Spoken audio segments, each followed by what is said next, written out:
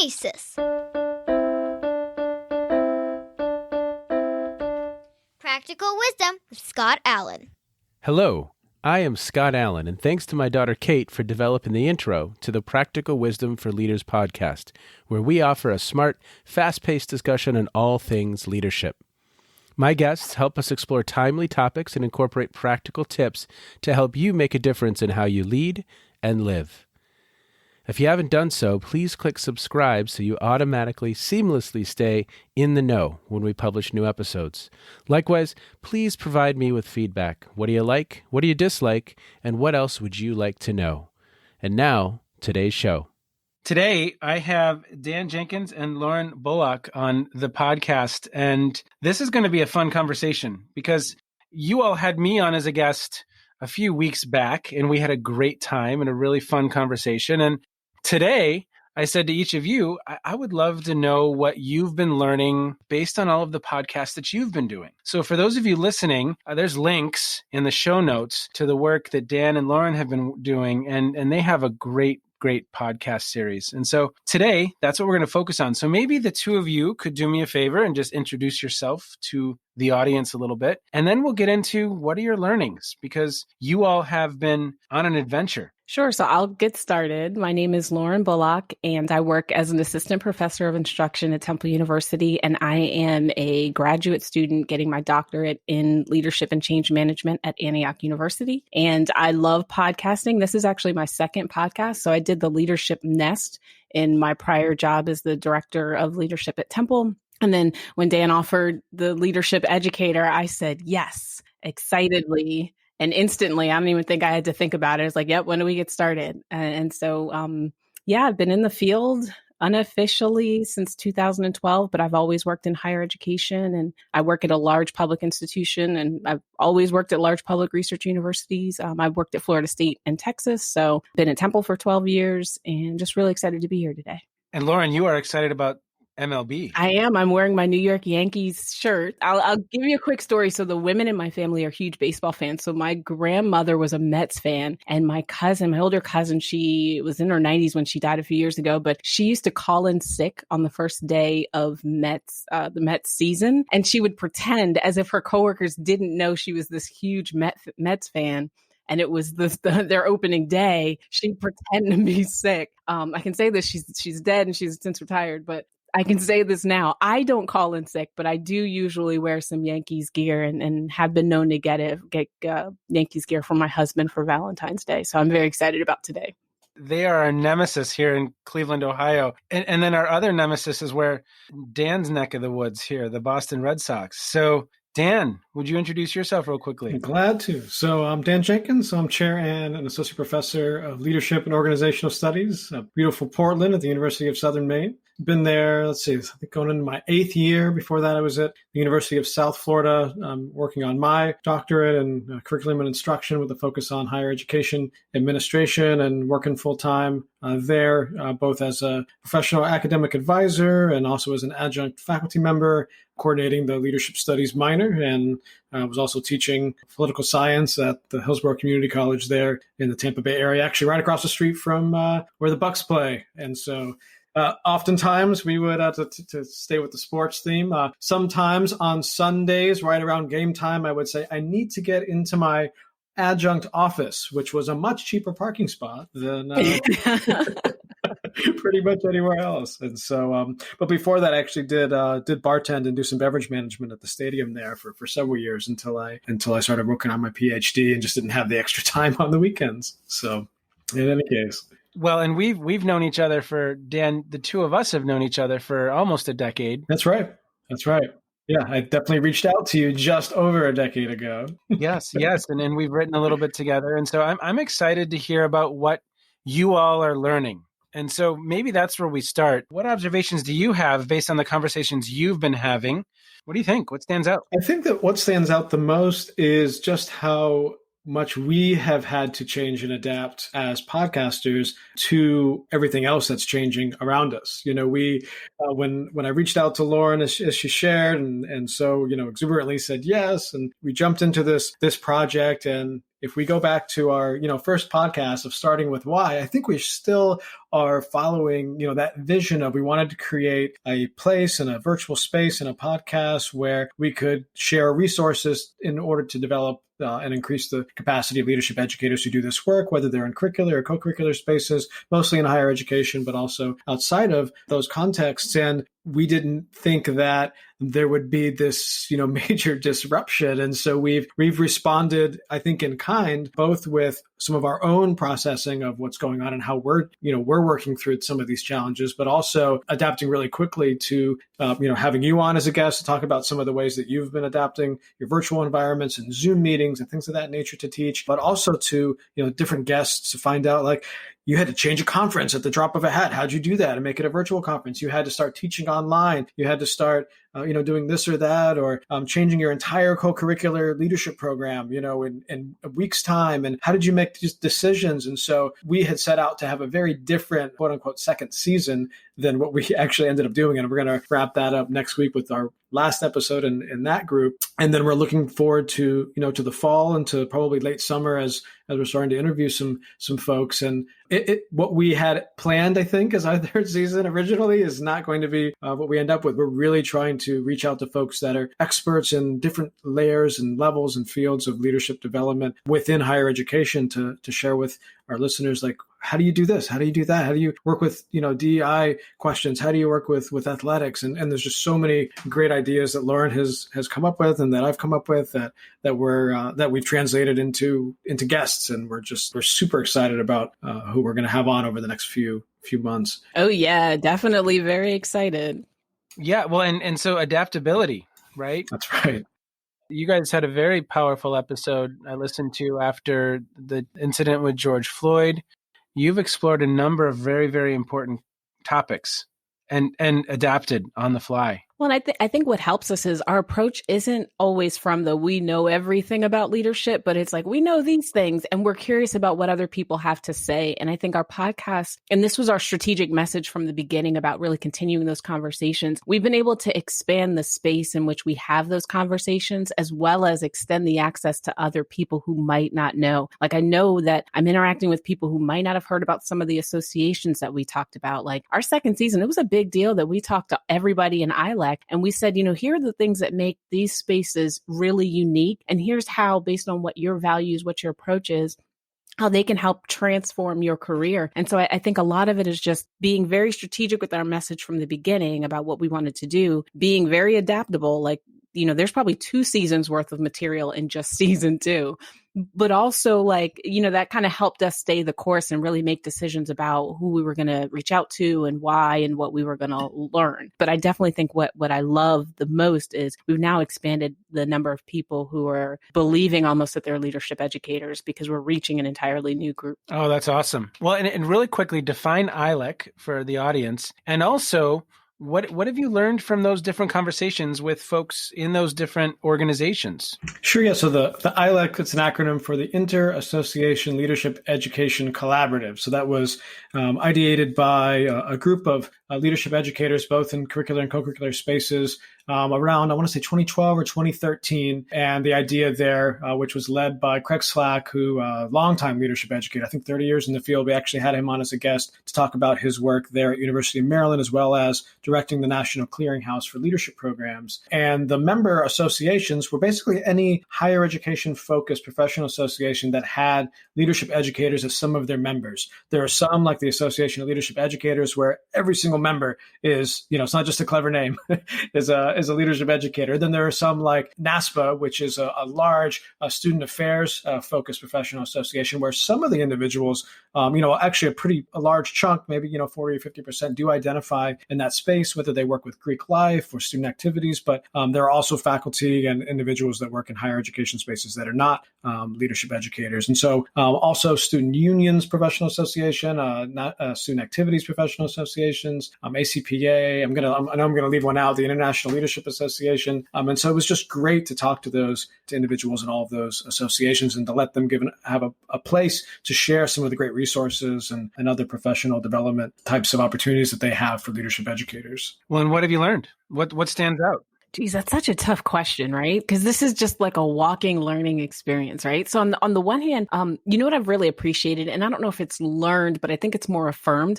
but it's the leadership community is really connected. So the Kevin Bacon 6 degrees of separation thing is like 1.5 in leadership. Like, for example, like Scott, you and I may end up having the same dissertation committee chair, and it may be 15-ish years.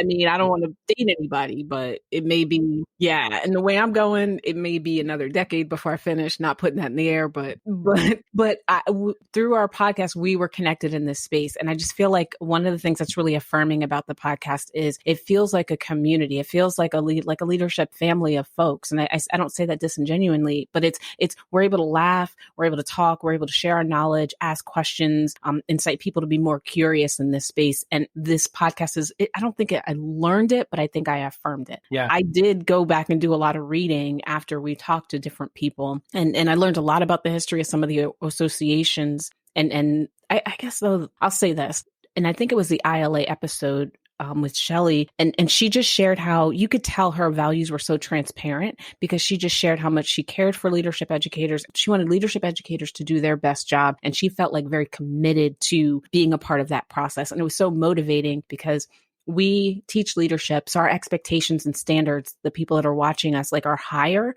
and we have to practice what we preach. There's like little wiggle room.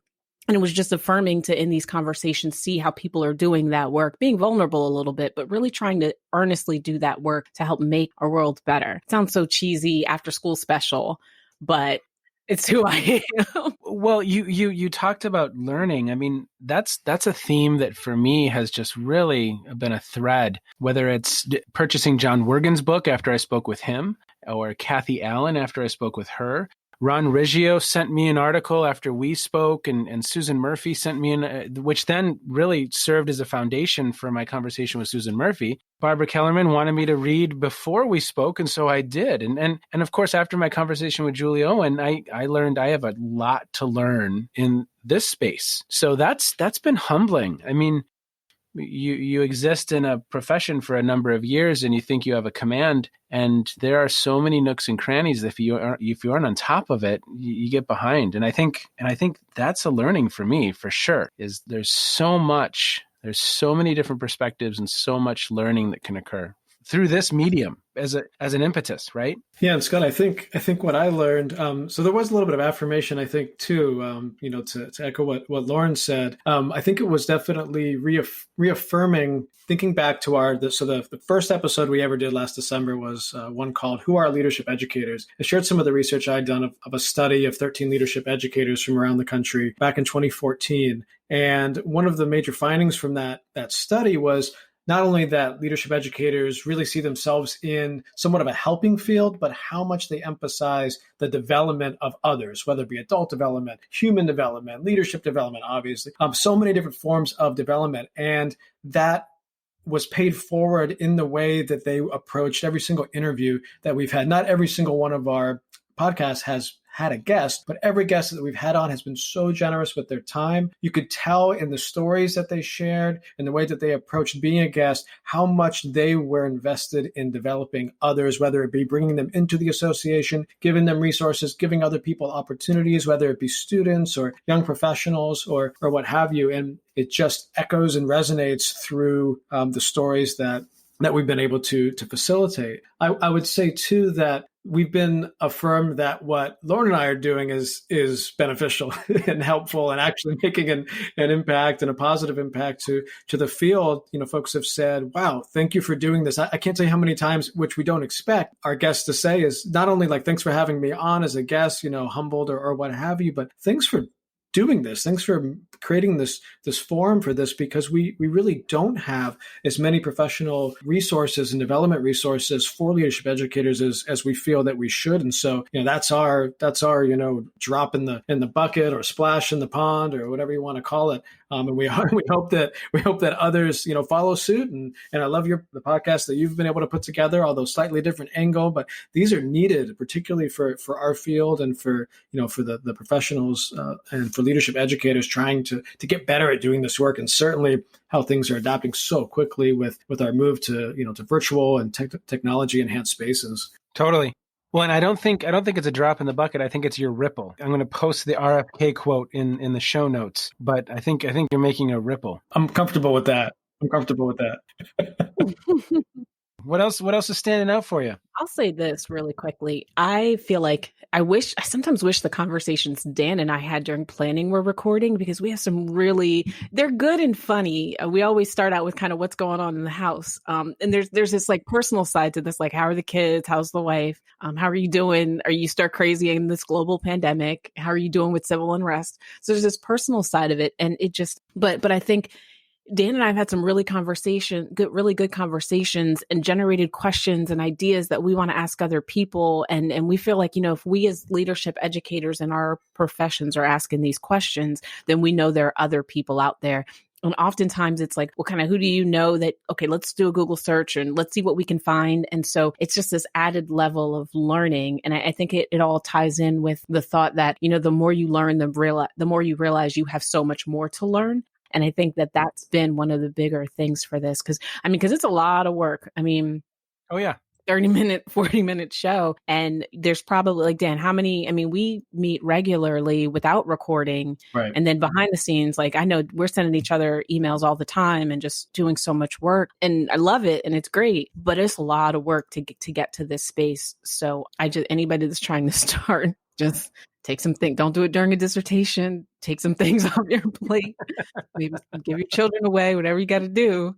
But just know that it's more than just kind of sitting down and just talking about what but to do a really good, genuine podcast, there's just a lot of work that goes into it. Yeah, I think we were wise early on, and certainly, Lauren, you having the podcast experience that you did, I went in knowing that, hey, we're going to have to set out a couple hours a week minimum just to keep this thing going, whether we record or have guests at these particular times, or just like you said, to check in. And those 2 hours fly by. Yes. And it's so fun to just, we could talk to this person, or we could talk to that person, or we could ask Scott, or we could have Julie Owen on, or, so we've been in some of the same spaces, Scott, with some of our guests. But at the same time, there's just if you saw the Google Doc that I'm looking at it now, it's about 30 pages long, the one that Lauren and I share. And it's just like, there's not enough hours in our lives to be able to interview all the different guests and to cover all the different topics that we have, which I think just speaks to like what Lauren said. If we're thinking about this, other people are thinking about this too. And that affirmation of what some of the guests have shared with us is like, yeah, like more of that. Like, yes, like I wish we could talk more. And sometimes we have to cut people off. We're like, we can't let the podcast go like 2 hours. Like yes. Well, and so are you guys are the two of you noticing any gaps based on the conversations you've had? So for instance, ILEC, what are some opportunities there that exist, maybe some paths forward that we aren't seeing right now? I think the biggest gap, and this is one of the recent conversations Dan and I've had, it centers around the intersection with DEI, diversity, equity, inclusion, and leadership theories. In general, like the DEI workers, DEI folks that I engage with know critical race theory and the diversity theories. Leadership folks I work with, most of them know the leadership theories, but we're finding these pockets of folks that are talking about leadership and social justice together and how it's integrated in the same fashion that leadership is integrated into business or integrated into communication. And I think right now it's a beautiful thing to unearth, especially considering that most of the young people that we're working with now that are traditional 18 to 23, 24 college age, they understand and get the diversity work. They know you're supposed to be diverse. Their friends have always been diverse. And we as leaders now have to kind of backtrack and educate ourselves because we're not prepared. We're not where they are, just period. Like when I talk about diversity in my class, I teach a class called Leading Groups and Team Building.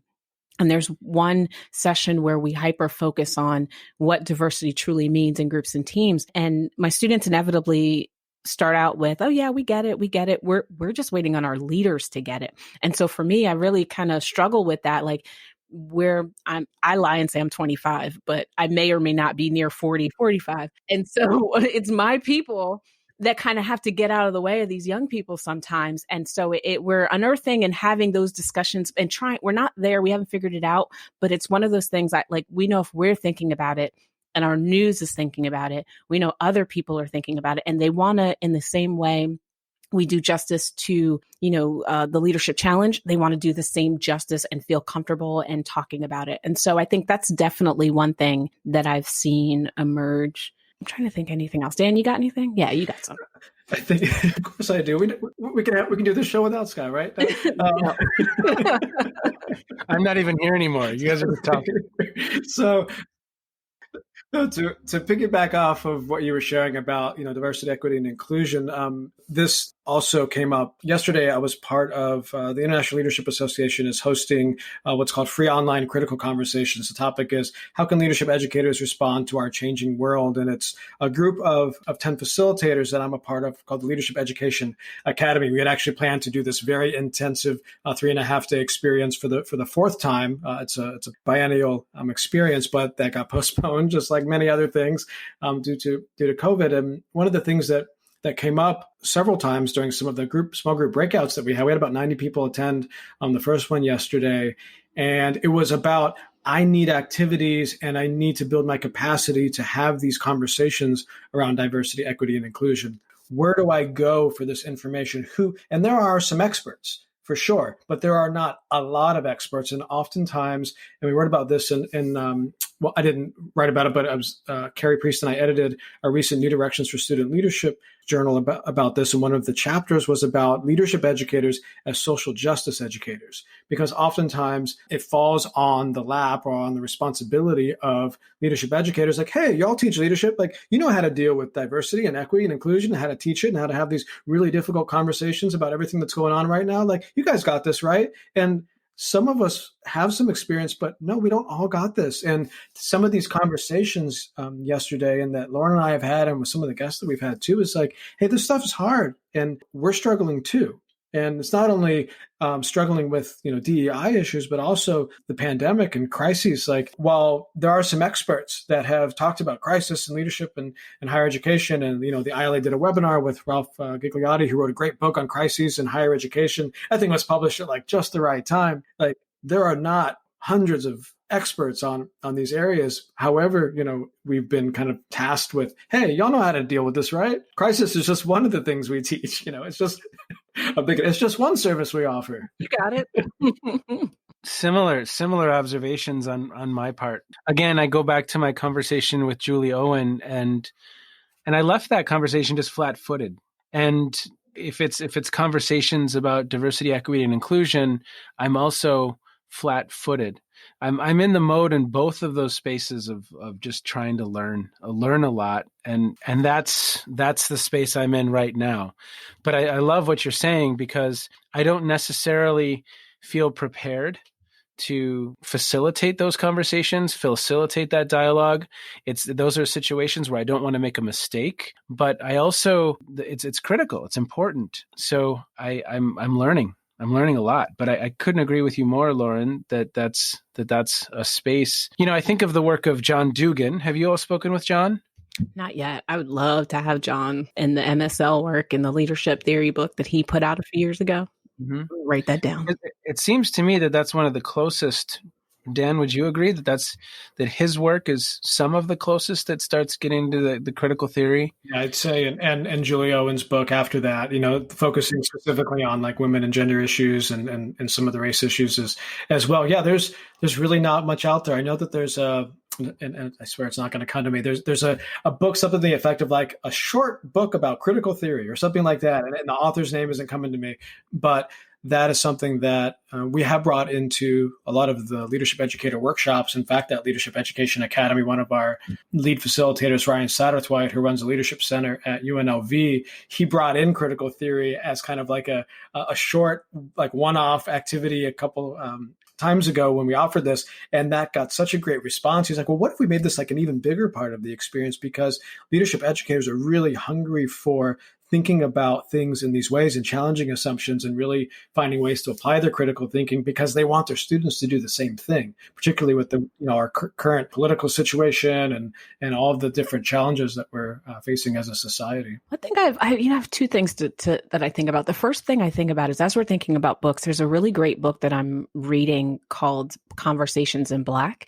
And it's by a reporter, journalist named Ed Gordon. And in the book, he asks some really great questions around leadership in the Black community. So for example, there's an entire chapter on former President Barack Obama. And, it asks the question like, was he great for Black people? And so they have a bunch of thought leaders in the community that are educated as well as experienced in the community, and they have them respond. And he has a full book with a bunch of different topics. And even as I identify as Black, even as a Black person, there was so much that I needed to learn. And I think the second part to this, and Dan and I have this conversation a lot, especially when we think about white men in the conversation of diversity. And we need everybody at the table, and we all need to kind of have similar plates. But I also feel like there's this overwhelming narrative that we don't need any white men at the table. Y'all have talked forever, sit down and shut up. And to me, in my experience, it feels like that's not what we really need. We don't need one person dominating, but we need everybody to feel like they can get, from, my mom loves food, so I always use food metaphors.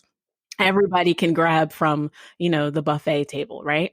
And everybody can eat from this table. And so I feel like it's this mixture of efficacy, confidence, and vulnerability that you have to approach this work with. And also sometimes it's acknowledging your own ignorance. Like in the diversity conversation, when I start the conversation in my class, I say, I don't know a lot about the trans community. It doesn't mean I'm like a hater. I love my LGBT plus friends. Specifically, though, I just don't have a lot of knowledge within that community. And so I tell them, like, if I make a mistake, charge it to my heart, but also pull me aside and just let me know, because sometimes I just don't even know. And I think in those spaces, when you allow people a channel for feedback, that's not social media. Like people go to social media because they don't have a channel, like dialogic theory. They go to social media because they don't have a channel to go directly to that organization or directly to that person. So I say, look, if I offend you, my bad. It's not intentional, but in that space, I am just ignorant. And I've had people come up and say, well, you said X and you should have said Y. And we had some good discussion around it. And say, okay, well, I believe X because of this. And but I also feel like you can't, just like wouldn't fear stepping into a leadership role in like an organization. We can no longer afford to fear stepping into that conversation. We need everybody at the table. I'll step off my soapbox and get back to celebrating Major League Baseball today. This is going to sound off base when I start the comment, but then I'm going to bring it back around. And if I don't, just say stay on target. One observation I've had after all of these conversations, it was such a joy to listen to Susan Comavez talk about her knowledge. It was such a joy to speak with Ron Riggio and hear him talk about transformational leadership. It was such a joy to speak with Kathy Allen about nature and systems and it makes me wish that we had some formal forum where I would love to listen to Julie Owen talk on her area of expertise for 3 hours. I don't have that outlet right now. I don't have that outlet of hearing Bruce Avolio speak about transformational leadership, or people who knew Jim Burns well speaking about his work. There's a major gap, and there's an opportunity there too. I mean, Dan, you know this. For years, we've been going to ILA, and if Ron Heifetz speaks, everyone everyone goes and listens. Mm-hmm. But that's kind of your one shot. There isn't a forum for us to connect with experts in any number of these different topics, right? And I think that's a gap. I think that's an opportunity, because I've learned so much from hearing people, John Wergen, speak about adult learning and adult development and what's most important in that work. I'm just sitting at his feet learning and taking it in. But I agree with you both on topics that are areas of opportunity. But then how do we help even our leadership educators become better versed on teaching some of this content, regardless of what the content is? I think there's an opportunity there. I agree. Yeah, it's interesting, Scott. We were debriefing that conversation yesterday that we had with the Leadership Education Academy team that ran those Zoom conversations with the ILA, and one of the things that came apparent very quickly as participants were asking for some of these resources was we're thinking about the academic conference cycle that we're all a part of in higher education. So a conference that happened even a couple weeks ago, those proposals were submitted in like January, February, maybe at the latest, could be the first week of March. For a conference that's going to happen in November this year, all that stuff was due in like February. So none of the sessions, and there might be some outliers, are going to actually address some of the issues and challenges that we're facing right now. It won't be just because of this cycle and the system that we live in. There's not this forum. And so I think things like what you're doing, what we're doing, what this critical conversation series are doing, there is this forum and this opportunity. And one of the things, I know you and I talked about this when we had you on, about having guest speakers come into Zoom, because now you have access to people where they might have said, oh, I'm too busy, or I don't know. But like now everybody's using Zoom. Like reach out to those guests that your dream guests. And I think, yes. And what else can we be doing? Is it having a live podcast? Is it doing some type of live video cast of having some of these folks on? Because why do we wait to those 2 or 3 conferences that we have each year to have these conversations? We shouldn't. Yeah. We shouldn't. I literally, Dan, had this thought the other day. My graduate course in leadership in the fall, I have modules, right? So there's a module on stressors, and there's a module on leadership and followership styles, and there's every week is a different module. So I was thinking about Julie's work because I've been reading her book, and I thought I should invite her to host this module, and it could be a faction of students who choose that module that week. But I was also thinking about a DEI topic with it that could also be a module where I may not be the expert, but I can facilitate the learning. Mm-hmm. Yes, just because Julie isn't at John Carroll, in some ways, the COVID, the pandemic has opened up some opportunities that maybe if we're thinking differently, because ultimately we need a library. We need a library of people hearing you talk, Dan, about instructional strategies. We need a library, Lauren, of what you just said about entering the space and some difficult conversations. We need a library that's helped that someone could. And then we need a library of just listening to Barbara Kellerman speak for like 10 hours. She would have a theory, right? Or Ron Riggio speak for 8 or 10 hours, because that creates a body of knowledge. And not to say that there's only a few voices that can have these conversations, but that baseline doesn't exist. I want to hear Bruce Avolio talk about leader development, and David Day. I want to hear them talk about that topic. I want to hear Susan Comavez talk about LID. I wanted to talk about. It was funny when we were organizing what she would talk about. She listed 7 things. I can talk about all these.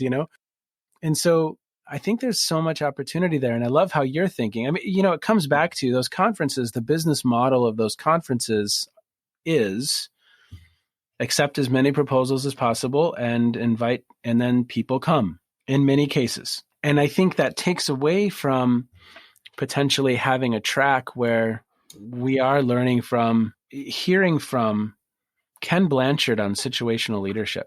So it's a fun thought experiment, because I think you're right. I don't think we have to wait till these 2 times a year to begin building. Let's do it, you all. Let's add another thing to our plates and start building the leadership foundations library. So I am in StrengthsFinder. I am futuristic, strategic, and command. So I feel like you're like, yep. And I've got about 75 ideas. I've got the people that we need. I've got questions. So, but I got a video camera. Awesome. Is it like the old school one that used to go on your shoulder with the VHS? Yeah, the VHS. Yeah. I'll go to their homes and just kind of put it on my shoulder, and we'll videotape them talking. I dug out, my son asked me, Mom, can you get me the DJ thing? He's 8. And I was like, what are you talking about? And he was referring to a record player. And we had, and then I was like, well, there's one in the basement, interestingly enough. And he's like, well, what does it look like? And I'm like, let's go to the museum, right? Yeah. So I'm with getting our VHS tapes out and recording folks. But I think you're really onto something. And I think this is something I've struggled with as the newcomer out of the trio in terms of jumping into this leadership space, because I had worked in student activities and I'd done leadership on a very surface level. And then I jumped into this director role, which I loved. And part of my job was administrative. Like I knew how Temple systems worked. Like I knew how to get people paid. Then the other half of my job is like really enacting our mission to teach students how to live and lead with integrity and meaning. And I was thinking about like, what were those first books? Like the Handbook of Student Leadership Development was there. Yep. But then, beyond that, I didn't know, and I couldn't find it innately. I wish there was like a leadership 101 site where I could go to. And it's like, oh, you're taking over a department here. You're going to go to a grad program for leadership here. You just want to know about leadership, like the history of leadership here. Yep. And so I'm with it. I'm definitely with the exploratory part of that project. Yeah.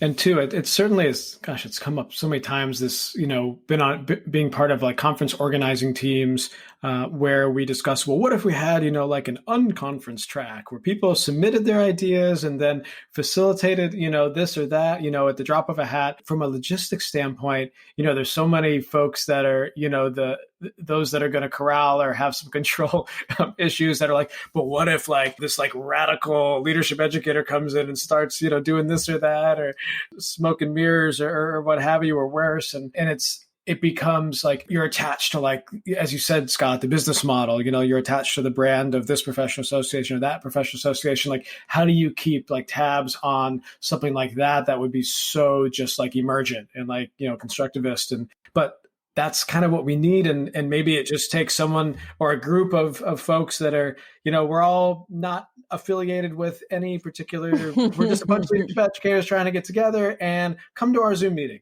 And here's what we're going to do. Yeah. And record. I like that. And Ira Chalef talks about followership and right. And Sharna Fabiano talks about how she's thinking about followership. And we invite Robert Kelly, to kind of discuss his seminal article. And we let Julie and John debate each other on critical theory and leadership. It would be awesome. I think so. It would. The only thing I'll say is I wonder, like, who are the newer voices? Like, you know what I mean? Like, we talk a lot about some of the folks that have, set a wonderful path, and we respect that. So, for example, I was working with this group SEAL, a Society of Emerging Leaders for African Students. And they were naming their leaders and all of them were dead. And I'm like, well, who's leading y'all now? Like, you know what I mean? So I always think that question when we have this conversation of getting these thought leaders in there, like, who are the young people, 25 like me? Yeah. Who are the young people in this space that are starting to think and having these thoughts? Second part, though, is when people talk about, kind of like we've always done it this way, I always think, what does your leadership research tell you should be telling your students to do? And all our leadership research talks about embracing change, really connecting with the people that we're leading. So if you're saying we need to stick with this, there's got to be some strong justification as to why that's needed in this place. I think that's something I learned from mindful leadership and immunity to change. Those resources are great resources in terms of really breaking down that resistance to why folks are remaining the same. As well, there's a book called Tempered Radicals that's great. And when people seek to change, they seek to change like at the top, not realizing their personal power. So you can change like your office or, whatever your locus of control is, and then expand out, which is a really good book. So, yeah. Awesome. Well, we need to wind down here a little bit. So how should we close out today? Sometimes I ask folks what they're watching or what they're reading. We could talk about the best concert we've ever attended. We could discuss our favorite leadership quote. That's an option. I don't think so, Scott. What's the best sporting event we've ever attended? Oh, good. Maybe good sports stories. Okay. Yeah. Oh man. No, I've seen like hundreds of sporting events. I was telling Scott in the pre-show, I have 2 degrees in sports management. So technically I'm supposed to be an athletic director by now. I have missed the mark. I have 2. Can I take 2? Is that all right? Okay. So the first one is so I was in athletic sports information. It's the people who do sports PR. They update the website. So I started as a student worker in December of 2000, and my first game was Duke versus Temple at what was then like the Wachovia Center. Is now, I don't even know, like I don't even know the bank name it is now. It's gone through about 3 or 4 banks. But it was, Jay Williams and Shane Battier guy, and they ended up winning a national title that year. That was like the first sporting event that I ever worked in my, what I thought was going to be this lengthy athletics career. So that was probably my most memorable. And then the second one is a really funny story about running into Deion Sanders. So I am a Florida State grad, as is Dan. We bond over Florida State. And I was in our office space. Our copier was in a room across the hall. So I was at my desk and I'd printed something out. So naturally I walked to the copier, and in walking across the hall, I saw this flash of a person. Looked good. He was dressed really sharp.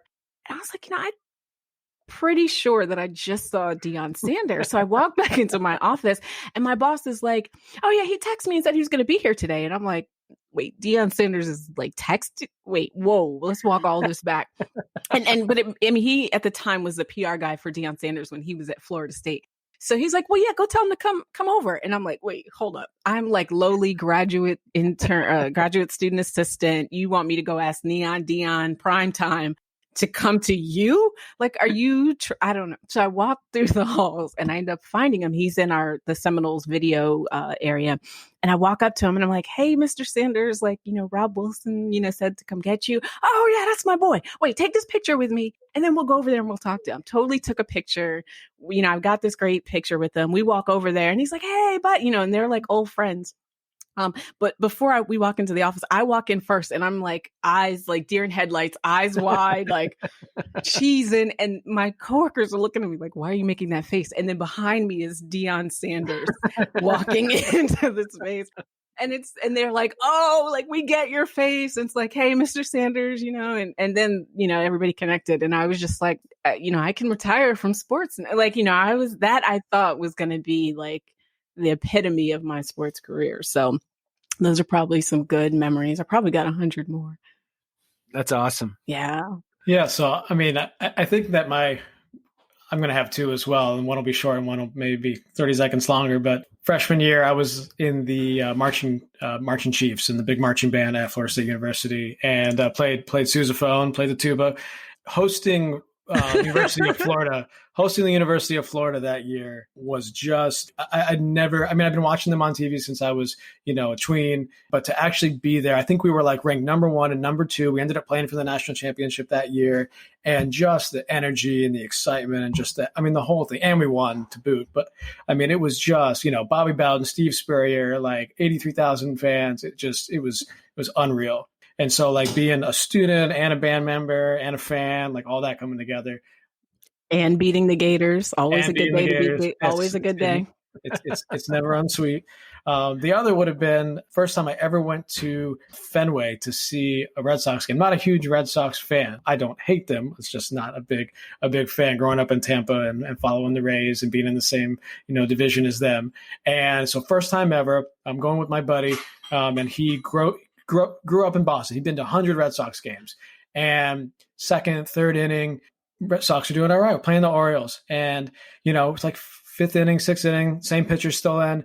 I turn to my buddy, and there's 3 of us there. I turn to my buddy, I'm like, hey. And he goes, shh, don't you say a thing. And I was like, okay. And then I started to think, oh, that's right. There's that historical baseball. Okay, I got this. A couple more innings go by. Finally, he throws the last pitch. No hitter. The place goes like insane, like you've never seen. And this would have been, I want to say 2003 maybe. And it was a guy's first start, and his name is not coming to me, which is going to bug me forever. But his first major league start, guy throws a no hitter at Fenway. And my buddy's like, man, I've been to 100 games. You come to your first game at Fenway and you get to see a no hitter. The chances of that are like, whatever they are, 1 in probably several tens of thousands that you're going to go see a no hitter live. So yeah. That's great. So I'll go with 2 as well. So I was a diver growing up. Imagine a young Scott Allen who had a little bit of a mullet, drove a station wagon, and spent a large portion of the day in a Speedo. Not the most, and it was a sad picture. But I saw Greg Louganis dive, and so that was incredible because he was just an awesome, beautiful diver and incredible. And then my only other story it's a baseball story as well, but it's just loving seeing my children we'd go to a couple spring training games, and they'll go down, and Frankie Lindor or Terry Francona or Jason Kipnis, when he was with the Cleveland Indians, would come over and sign their baseballs or their shirts. And so much fun to watch them in awe and them have the joy that they had as they meet some of these people. So that's my favorite.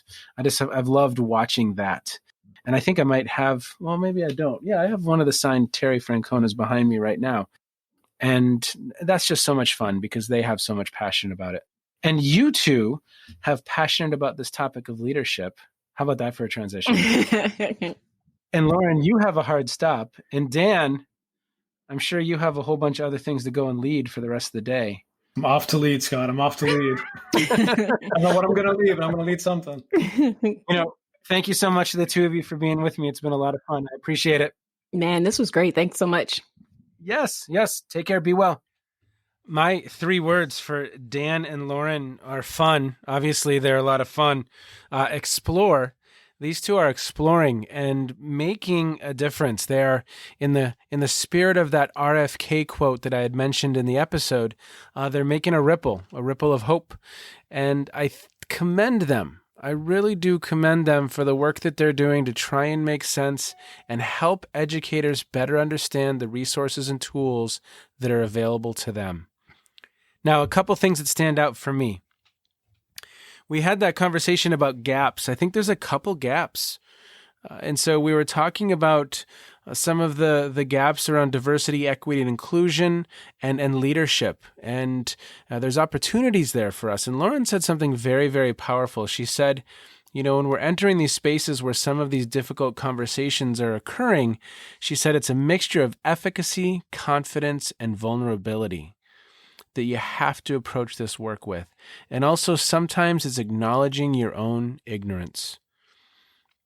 I'm excited to see what these two accomplish. They have a 30-page Google Doc of people they are trying to get to continue this dialogue, to explore, and to really make a difference in our communities. And who knows, we may just start up our leadership library and get some of these seminal thinkers. And as Lauren mentioned, some of these new thinkers, find some kind of way to capture that knowledge so we can begin building that base, continue that theoretical grounding in this thing called leadership studies. Take care, everyone. Be well. Thanks to Dan and Lauren. You have been listening to the Practical Wisdom for Leaders podcast. If you liked what you heard, please share it with others and let them know what we're up to. And one last quick reminder to click subscribe so you know when we publish new episodes. And of course, we'd love to hear your feedback. You can stay in touch with me by visiting www.scottjallen.net or any number of social media platforms. Be well, be safe, and make a difference wherever you are on this beautiful planet. And now, here's Kate's twin sister, Emily, with the outro.